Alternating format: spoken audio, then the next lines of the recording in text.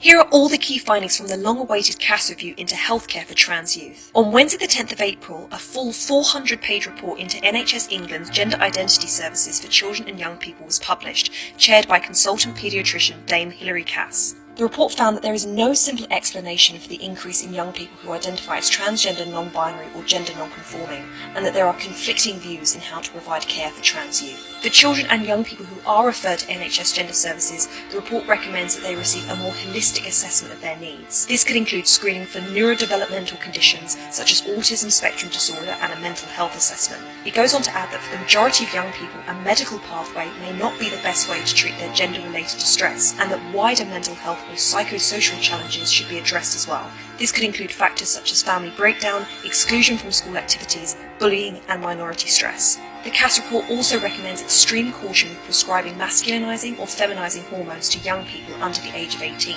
Currently these hormones are available to teens from age 16, but the report argues that going forward there should be a clear clinical rationale for providing hormones at this stage. It also calls for a follow-through service for 17 to 25-year-olds to be set up in every regional hub to ensure continuity of care and support at a potentially vulnerable stage in their journey. The review also found that while research suggests that hormone treatment reduces the elevated risk of suicide, there is no clear evidence that social transition has any positive or negative mental health outcomes.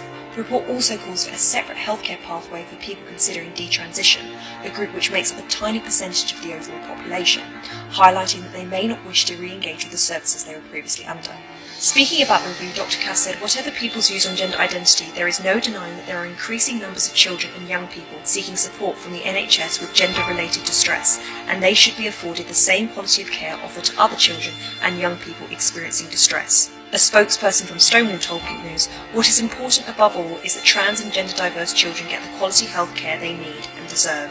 The CAS review can play a vital role in achieving this aim if its recommendations are implemented properly.